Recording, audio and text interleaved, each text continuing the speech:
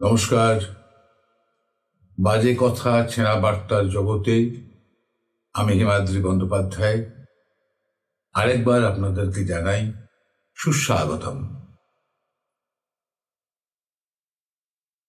বাজে কথা ছেঁড়া বার্তার জগতে আজকে আরেকটি নতুন আলোচনা নিয়ে কথাবার্তা নিয়ে আপনাদের সামনে উপস্থিত হলাম। যদিও দেশ খুব উত্তাল,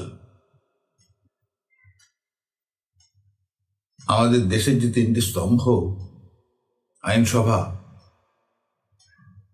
আইন বিভাগ, প্রশাসন বিভাগ এবং বিচার বিভাগ, এর প্রথম দুটি বিভাগে যদিও আমরা আস্থা রাখতে নাও পেরে থাকি, বিচার বিভাগে আমরা আস্থা রাখি বললে ভুল হবে, রাখতাম, তা আজ বিধ্বস্ত এবং সেই আস্থা লুপ্ত হতে চলেছে। উচ্চ আদালতে অর্থাৎ হাইকোর্টে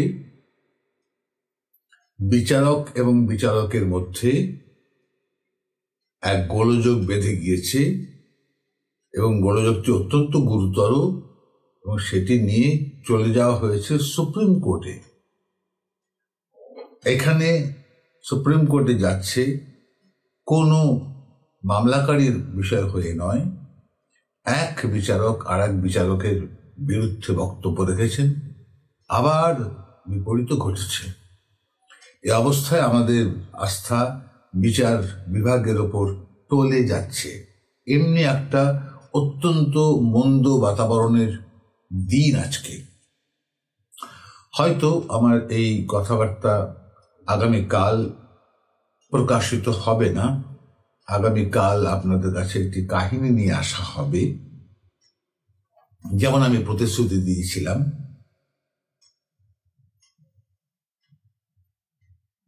তবু যথারীতি আমার নিয়ম অনুযায়ী আজকে কথাবার্তা নিয়ে আপনাদের সামনে হাজির হতে হলো। আজকের কথাবার্তাও খুব বিতর্কমূলক হবার কথা, কিন্তু আমি নতুন কিছু কথা শোনাবো। হয়তো সে কথা আপনার কাছে নতুন নাও হতে পারে, আপনি হয়তো এমন ভাবনায় ভাবিত হয়ে থাকতে পারেন, আবার নতুন হতেও পারে।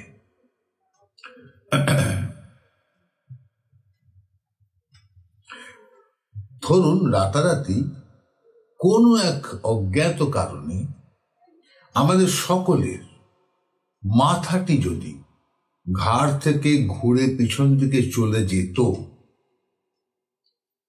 তাহলে পরে আমাদের পক্ষে তো যেদিকে মুখ সেদিকে হাঁটা সম্ভব হতো না, কারণ পা তো যথারীতি আছে, পা সামনের দিকেই চলতো, কিন্তু মাথা দেখতো পেছন।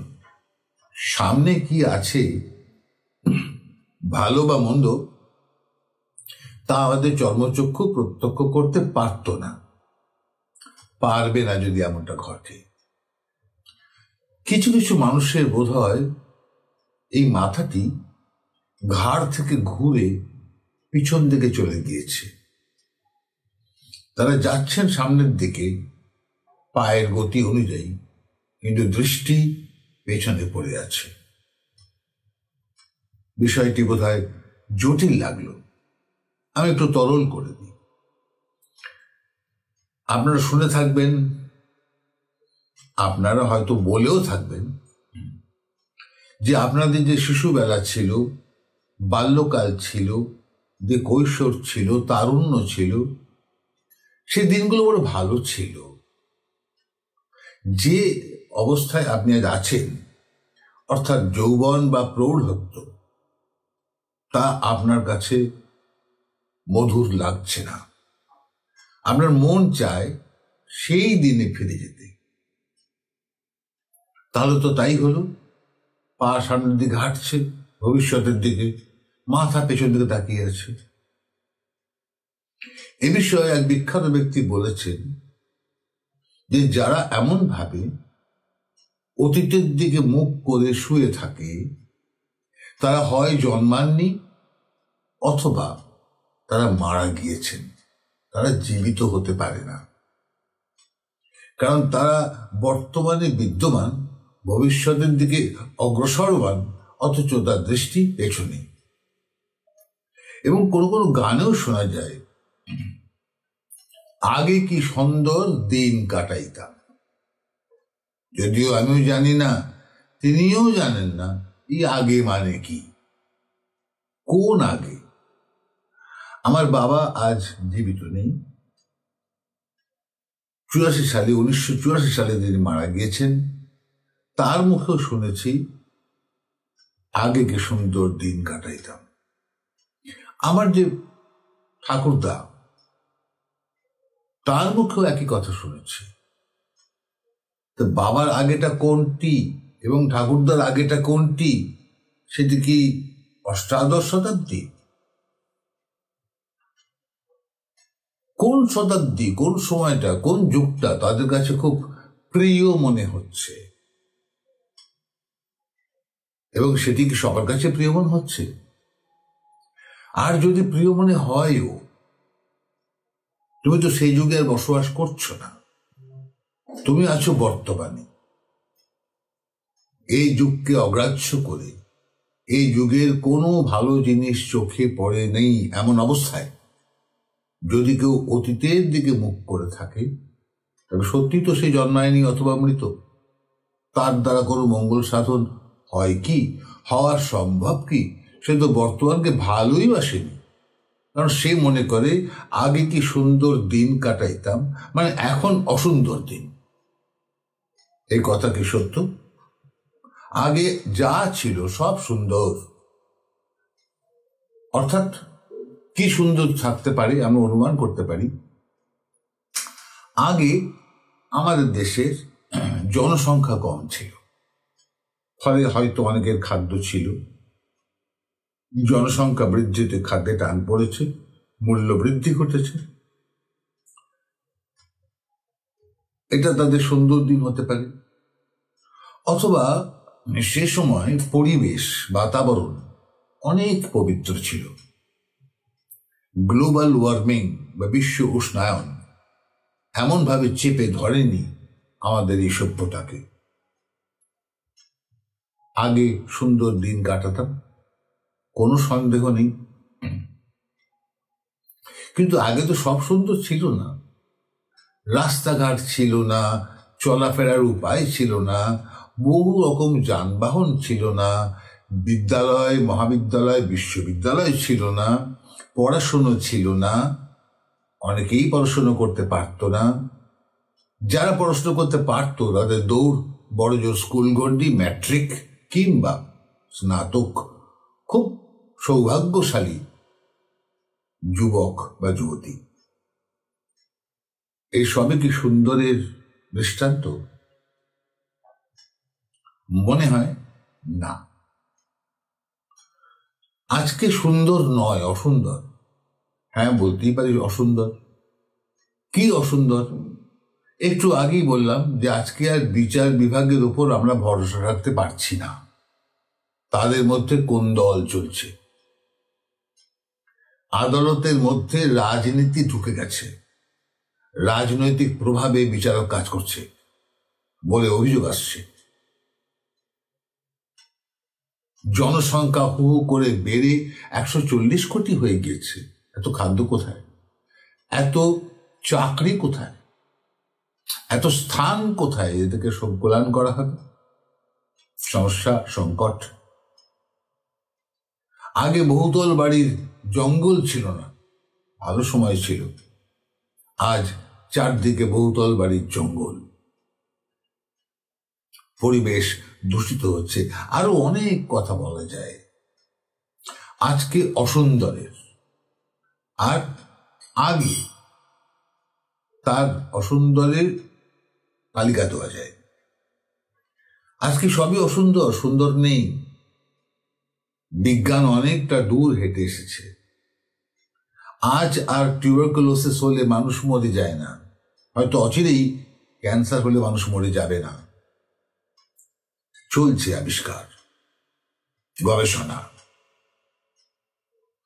আজকে আমরা বাড়ির সামনে ফোন করলেই গাড়ি এসে যায় আমাকে কোথায় নিয়ে যাবার জন্য। আগে সে রাস্তা ছিল না, 5 মাইল ঠেঙিয়ে আমাদের পিতৃপুরুষ বিদ্যালয়ে গিয়েছে, কোথাও জলের মধ্যে সাঁতার কেটেও গিয়েছে। আজ তা নয়, আজ একদম সহজ সুন্দর রাস্তাঘাট, ঝকঝক পরিষ্কার, পিচের তৈরি। সেকালে পিচের রাস্তা কেমন হয় কেউ জানতো না প্রায়। ফলে আগে কি সুন্দর দিন কাটাইতাম আর এখন অসুন্দর দিন কাটাচ্ছি, এই কথাটা বোধহয় ঠিক নয়। একটা গলদ আছে, বিসমিল্লায় গলদ আছে, মূল ভাবনায় গলদ আছে।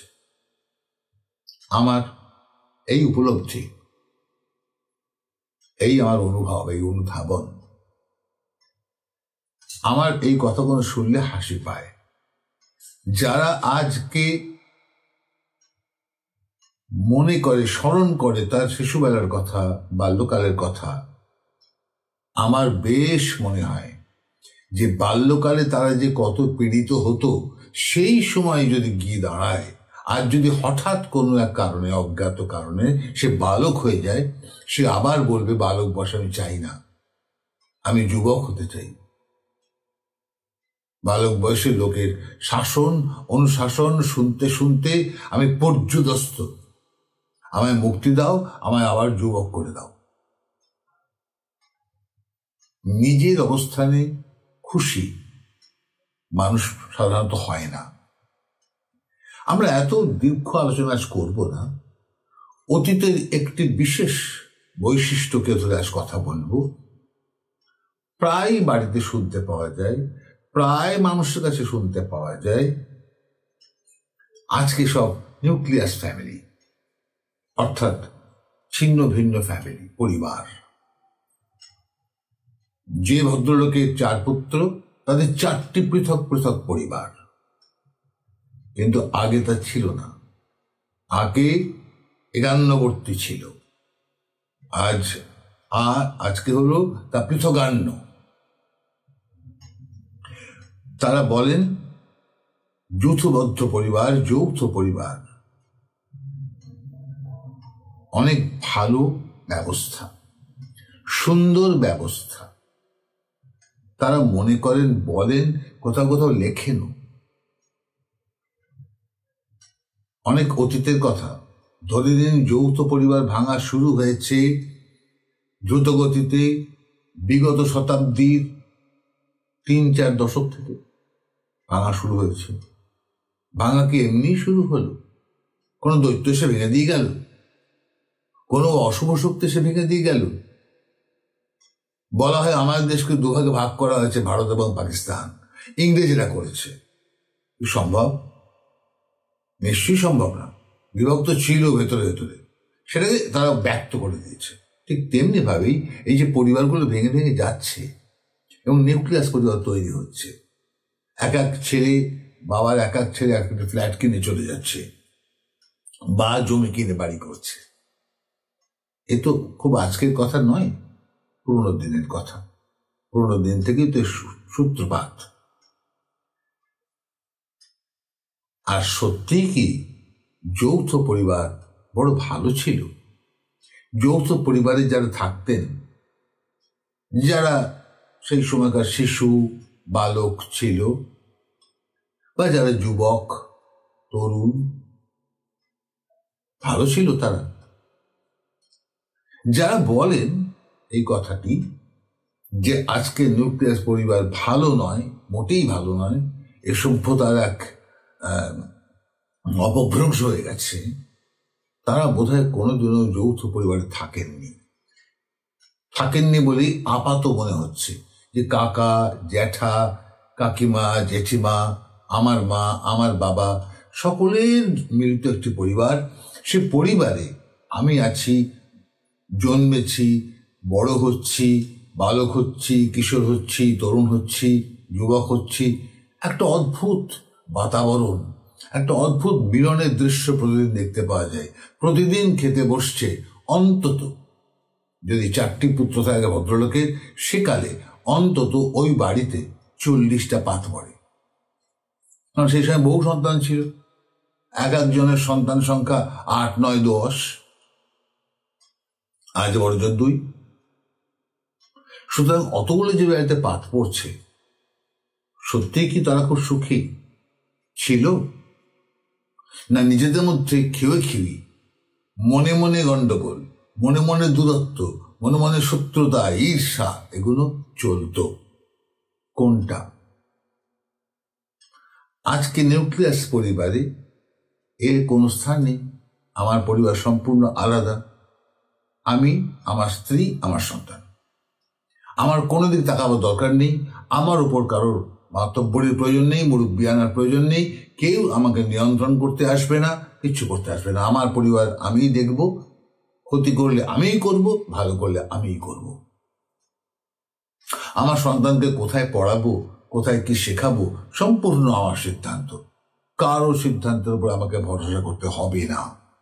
কারণ আমার সন্তানের দেখাশুনো করবার যে মানসিকতা, তা আমার যতটা থাকবে তা আর কারো ততটা তো থাকার কথা নয়।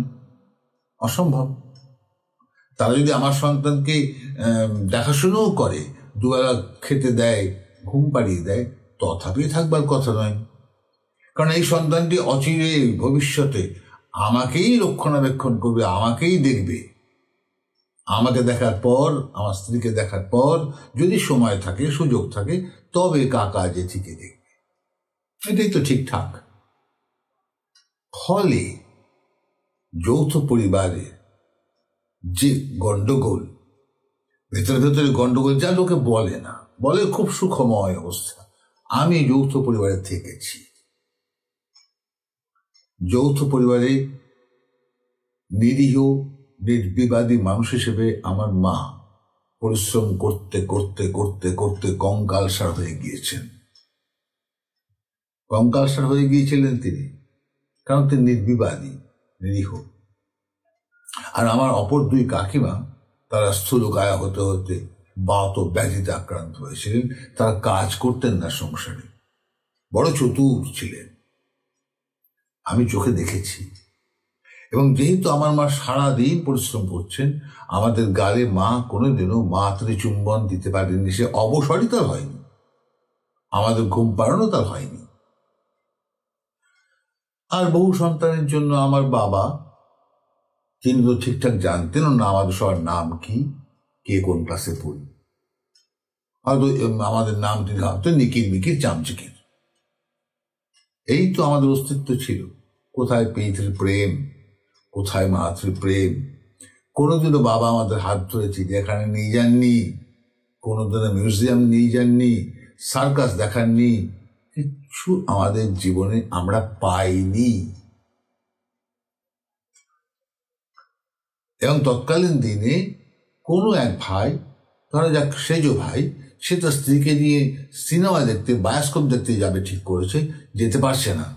তার লজ্জা লাগছে, আমার বড় ভাই ও মেজ ভাই যায়নি, তাদের সামনে স্ত্রীকে নিয়ে যাই কেমন করে। ফলে স্ত্রী বিবাহের পর থেকে অবহেলিতা, তার জীবন নেই। এসেই তাকে ঘানি টানতে হয়েছে। হয় ঘানি টেনেছে, একটি যৌথ পরিবারে এক মহিলা গোটা পরিবারের রান্না করছেন, ধরুন 40টা পাত রান্না করছেন, আর এক মহিলা 40টা পাতের বাসন মাজছেন। আর এক মহিলা, তিনি 40 জন মানুষজনের শোয়ে ওঠে বসে সে ঘর মুছছেন। ভাবা যায় একটি মহিলার উপর কি উৎপাত, কি অত্যাচার। কারণ সেই সময় ঝি চাকর অত পাওয়া যেত না, কম ছিল।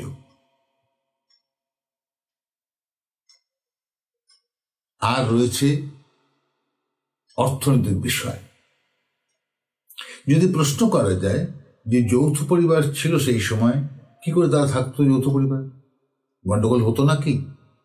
গন্ডগোল কম হতো, গন্ডগোল তার বিস্ফোরণ ঘটতো না। কেননা তারা ছিল এগান্ন পরিবার, অর্থাৎ এক অন্ন। তাদের অন্নের উৎস সংস্থান একটি জায়গা থেকে হতো, সেটি হয় কোনো ব্যবসা বা জমি। চাকরি করার কোনো বিষয় সে সময় ছিল না। রেলের চাকরি বা প্রশাসনে চাকরি, পুলিশে চাকরি ঘৃণ্য চাকরি বলে মনে হতো, যেখানে চাকরি পাওয়ার জন্য আজ যুবকরা হত্যে দিয়ে পড়ে থাকে। আমার এক কাকাকে একদম জোর করে বেঁধে নিয়ে গিয়ে জেলে চাকরি দেওয়া হয়েছিল। পরে তিনি অফিসার হিসেবে রিটায়ার করেন। তার বিলাসভূষণ আমরা দেখেছি। তাহলে তাদের অন্য সংস্থানের একটি উৎস আলাদা হবে কি করে? কোন শক্তিতে আলাদা হবে? খাবে কি? কেউ তো চাকরি করে না। এইভাবে যৌথ পরিবারে ছিল তারা, বাধ্য, কম্পালশন। যবে থেকে চাকরি বিষয়টা পরিবারে ঢুকলো, শিক্ষার অগ্রগতিতে কেউ কেউ চাকরি করতে শুরু করলো, চাকরি পেল, তার ব্যক্তিগত একটা উপার্জনের পথ হলো, তখনই তার মনে হতে শুরু করলো, আর এই কিচকের দরবারে আমি থাকবো না, আমি শান্তিপূর্ণ জীবন চাই, আমার পরিবার নিয়ে আমি সরে যাওয়া শুরু করলো। দুটি কারণে সরে যাওয়া। এক, নিম্ন মধ্যবিত্ত মনস্তত্ত্ব যা পতনশীল। এই নিম্ন মধ্যবিত্ত শ্রেণী যারা সমস্ত ভালো কাজেরও হোতা এবং মন্দ কাজেরও হোতা, তারাই প্রথম পরিবার ছাড়া শুরু করলো, ছুটছাট। আর যদি ছাড়তে না পারত, যদি ছাড়া সম্ভব না হতো, তাদের উপার্জন তত যদি মনে না হতো যে তত উপার্জন নয়, আলাদা স্থানে বাড়ি নির্মাণ করা সম্ভব নয়, ফ্ল্যাট কেনা সম্ভব নয়, আলাদা পরিবার নিয়ে খাওয়া দাওয়া করা সম্ভব নয়, তত বেতন আমার নয়, কম্পালশন, বাধ্যতামূলক এক পরিবারে ছিল। যৌথ পরিবারে কি হতো, কি সমস্যা হতো, কি সংকট হতো, আমি ব্যাখ্যা না করে আসুন একটা চলচ্চিত্রের দিকে তাকাই। তপন সিংহ পরিচালিত, গল্প হলেও সত্যি। 3 ভাইয়ের সংসার, এক ভাই অবিবাহিত আর এক ভাই মৃত, তার একটি কন্যা এই পরিবারে পালিত হয়। 3টি ভাইয়ের পরিবার, এক ভাই অবিবাহিত, আর 2টি ভাইয়ের, বড় এবং মেজর, একটি করে সন্তান। যখন তার চিত্র তপনবাবু বলছেন, তখন একটি সন্তান কারো থাকতো না, অন্তত 6-7টি সন্তান থাকতো। কেন তিনি এক সন্তান দেখিয়েছেন? তিনি কি ফ্যামিলি প্ল্যানিং এর কোনো ইঙ্গিত দিয়েছিলেন কিনা, পরিবারের সংখ্যা নিয়ন্ত্রণের কোনো ইঙ্গিত দিয়েছিলেন কিনা আমি জানি না, কিন্তু অদ্ভুতভাবে আমি দেখেছি একটি করে সন্তান বা 2টি সন্তান, এই রকম। সেই পরিবারটিতে, গল্প হল সত্যি, পরিবারটিতে সম্পূর্ণ একটি অসুখী পরিবার ছিল। 3 বউয়ের মধ্যে, 2 বউয়ের মধ্যে, বড় এবং মেজর ছেলের 2 বউয়ের মধ্যে রাত দিন কাজের দায়িত্ব নিয়ে বিবাদ। কাজের লোক তারা মাঝে মাঝে নিয়োগ করছে এবং তাদের কাজের ভান্ডার দেখে তারা পালিয়ে যাচ্ছে। কারণ যৌথ পরিবার, কাজের ভান্ডার মারাত্মক, সে তেমনি অর্থ চায়, তারা দিতে পারবে না, পালিয়ে যাচ্ছে। এখানে ভৃত্য নেই, থাকে না ভৃত্য, 2 দিন কাজ করেই সে পলায়ন করে, এমন একটি পরিবার। এবং সেখানে 3 ভাই উপার্জন করে, 2 ভাই, এক ভাই চাকরি করে একটি সওদাগরি অফিসে, আর এক ভাই স্কুল মাস্টার, স্কুল টিচার, শিক্ষক, আর এক ভাই বাদ্যযন্ত্র বাজায়। এই তাদের উপার্জনের রাস্তা। বাবা বসে আছেন, তার উপার্জনের কথা চলচ্চিত্রে বলা হয়নি। এই অবস্থায় সেই পরিবারটিতে নিত্যকার অশান্তি, এবং সেই অশান্তি তার বয়ে যাচ্ছে দপ্তরে, বিদ্যালয়ে, এবং এক চূড়ান্ত বিশৃঙ্খলা পরিবারের মধ্যে। এক ভাই আরেক ভাইকে বলছে, তুই যথেষ্ট অর্থ দিস না পরিবারে, তুই আর কি প্রত্যাশা করিস?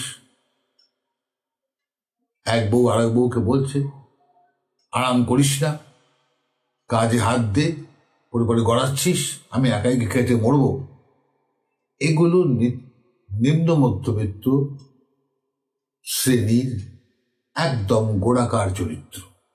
তার সব সময় মনে হয় আমি শোষিত, আমি শাসিত, আমি লাঞ্ছিত, আমি বঞ্চিত, সবসময় তার মনে হয়। এই পরিবারটি দেখলেই যৌথ পরিবারের দৈত্য বোঝাই যায়।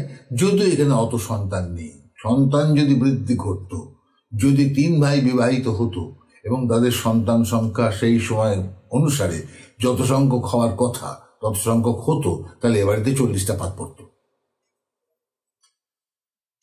এবং সেই সময় এই যৌথ পরিবারের চেহারাটি কি হতো ভাবতেও গায়ে কাঁটা দেয়। এই অশান্ত পরিবারে শান্তি এনে দিল কি না, ধনঞ্জয় নামে একটি চরিত্র, যে চরিত্রটি একটি দিবা স্বপ্নের উৎপাদন মাত্র।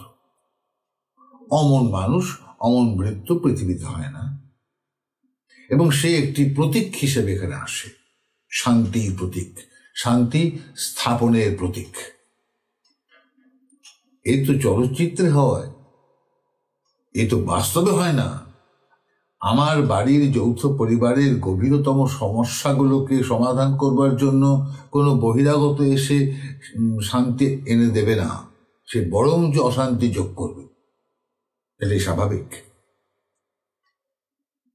কিন্তু এই চলচ্চিত্রে একটা স্বপ্নের চরিত্র ধনঞ্জয়, সে এসে এই বাড়ির সমস্ত কাজকর্মের দায়িত্ব তুলে নেয় নিজের হাতে, বিনিময়ে প্রায় কিছু চাই না, 12টি টাকা, যাতে তারা সবাই খুশি, তার কাজকর্মে সবাই খুশি। তারা কিছু চাইবার আগেই তাদের সামনে হাজির হয়ে যাচ্ছে তাদের চাহিদাটি, খুশি। এই যৌথ পরিবার আনন্দময় পরিবারে পর্যবসিত হলো। সেটা তো একটা স্বপ্ন।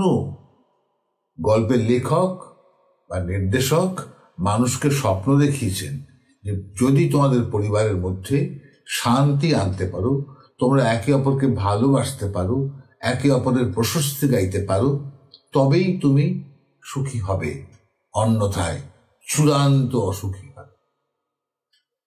এই পরিবারের 2টি স্তর আমরা দেখতে পাই। তো সমস্ত যৌথ পরিবার কি এই ভাবনা নিয়ে বসে থাকবে একটা ধনঞ্জয় তাদের পরিবারে? তাদের তো মানসিকতা নিচেই পড়ে রয়েছে, সেই নিচে। এই ওকে ঈর্ষা করছে, ওকে ঈর্ষা করছে, ও ক্ষতি করছে, ওর ক্ষতি করছে। এই বাড়িতে বড় ভাই এসে বাড়িতে মদ খাচ্ছে, ঘোর আপত্তি করছেন শিক্ষক মশাই, মেজ ভাই, ইত্যাদি প্রভৃতি সংকট। বাড়ির কোনো কাজে পুরুষ মানুষের কোনো ভূমিকা নেই, তারা শুধু দপ্তরে যায়, টাকা এনে পরিবারের জন্য ব্যয় করেন, ব্যাস, আর কিচ্ছু নয়।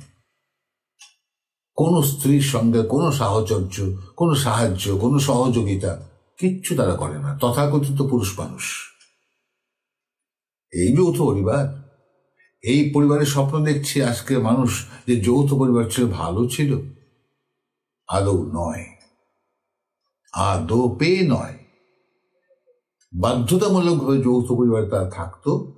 যেই মাত্র ব্যক্তিগত উপার্জন শুরু হলো, অমনি তাদের মনে হতে শুরু হলো আমি বঞ্চিত, আমি লাঞ্ছিত, আমি অবহেলিত, আমায় এখান থেকে পিঠ টান দিতে হবে।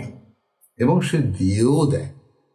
হয় তার চাকরি সরকারি কোয়ার্টার্সে চলে যায়, অথবা সরকারি ফ্ল্যাটে চলে যায়, অথবা নিজে ফ্ল্যাট কিনে নেয়, ধার করেও কিনে নেয়, ইত্যাদি প্রভৃতি। এর থেকে মনের মধ্যে এই বিষ নিয়ে যৌথ পরিবারের নাটক করা থেকে গোড়াতেই সকলের পৃথক হয়ে যাওয়া বোধহয় অনেক বেশি শান্তির বলে অন্তত আমি মনে করি। মন্দ মানসিকতা নিয়ে ভারতের অভিনয় করার কোনো অর্থ হয় না। এবং আমি কোনো যৌথ পরিবার ভালো দেখিনি। আমাদের পরিবার তো নয়। আমাদের বাবা কাকারা ছিলেন 6 ভাই, আর বোন ছিল আরো। যৌথ পরিবার ছিল একটা সময়, কিন্তু আমি দেখেছি সেখানে সত্যি সত্যি কেউ কেউ যে নিরীহ নির্বিরোধী, তার ওপর অত্যাচারটি নেমে আসে। এর কারণ আমি নিয়ে আসে যারা চতুর, যারা শক্তিমান, যারা খুব বাগ্মী, যারা খুব ধূর্ত তারা। আমি আমার বাবা কাকাদের দেখেছি, যৌথ পরিবারে থেকেছি। বেরিয়ে এসে আমরা একটু শান্তি পেয়েছি, অপেক্ষাকৃত অধিক শান্তি পেয়েছি। সুতরাং যারা বলছেন যৌথ পরিবারে থাকার কথা, সেই সুখের দিনের কথা, আগে কি সুন্দর দিন কাটাইতাম। এক হাঁটু কাদার মধ্য দিয়ে হেঁটে বাড়ি ফিরতাম, স্কুল যেতে গেলে 5 মাইল পথ হাঁটতাম অথবা সাঁতরাতাম। কোথাও যেতে গেলে নৌকো লাগতো, সে নৌকো যখন তখন ঝড়ে ডুবি হতো। চিকিৎসা ব্যবস্থা ছিল না বললেই চলে। শিক্ষার মান অত্যন্ত নিচু ছিল। 7 বছর বয়সে আমি ক্লাস 1-এ ভর্তি হই, তখন আমার অক্ষর জ্ঞান শুরু হয়। আর আমার দৌহিত্র 3.5 বছরে অক্ষর জ্ঞান শুরু করেছে। 3.5 বছরে। যদি যৌথ পরিবারে থাকতাম তাহলে তারা বলতো তোর বাচ্চাটাকে মেরে ফেলবি। আমাকে ওই কথা বলে বলে আমাকে তিক্ত করে দিত। আমি আমার সন্তানটিকে আমার মতন করে মানুষ করতে পারতাম না। আজকে মা বাবারা নিউক্লিয়াস পরিবারে সন্তান নিয়ে নানা স্থানে ছোটেন, আঁকা শেখান, নৃত্য শেখান, আবৃত্তি শেখান, নানা স্থানে ছোটেন, সাঁতার শেখান, তাদের মনের মতো করেন।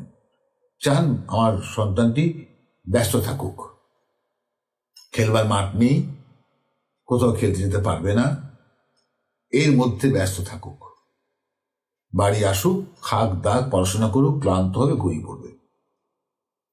আজকাল বাবা মা চান, উপায় তার নেই আর কিছু, কারণ সভ্যতা এতটা পথ হেঁটে এসেছে। অগ্রগণ্য সভ্যতায় তো সব সুন্দর হয় না, তার তো খারাপ দিকও থাকে, মুদ্রার অন্য পিঠু তো আছে।